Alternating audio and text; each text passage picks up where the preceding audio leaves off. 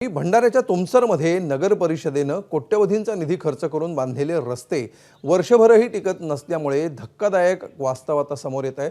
तुमसरच्या दुर्गानगरमधील एक सिमेंटचा रस्ता अवघ्या वर्षभरामध्ये उखडून निघालाय, त्यामुळे कामाच्या दर्जाबद्दल प्रश्नचिन्ह उपस्थित होत आहे।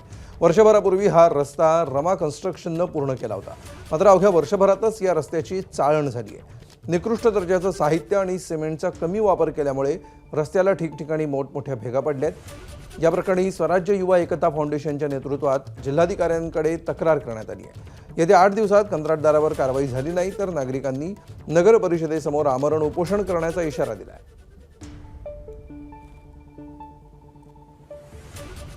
जर भ्रष्टाचार हा अति भ्रष्टाचार आहे, म्हणजे हे टाळूवरचे लोणी खाणारे आहेत हे ठेकेदारचे अधिकारी सगळे।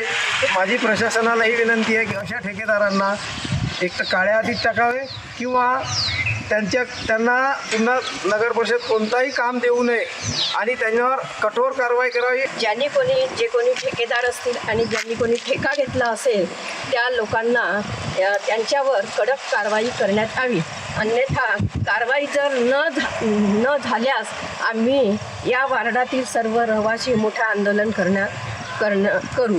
रस्ता पूर्ण इतका गॅप पडले रस्त्यामध्ये की कोणाच्या पाय हात जाऊ शकते आणि रस्त्याची गुणवत्ता जर बघितली तर रस्त्याची गिट्टी पूर्ण बाहेर निघत आहे।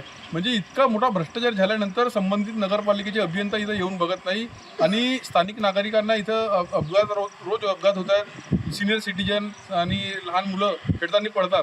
तर अशा बेजबाबदार कंत्राटदारावर त्याला नगरपालिकेने एक तर काळ्या यादीत टाकावं किंवा नियमानुसार जे काय कारवाई करता येईल ते करावं आणि रस्त्याची क्वालिटी कंट्रोलच्या माध्यमातून तपासणी करावी, अन्यथा ह्या स्थानिक नागरिकांसह नगरपालिकेच्या समोर तीव्र आंदोलन करण्यात येईल।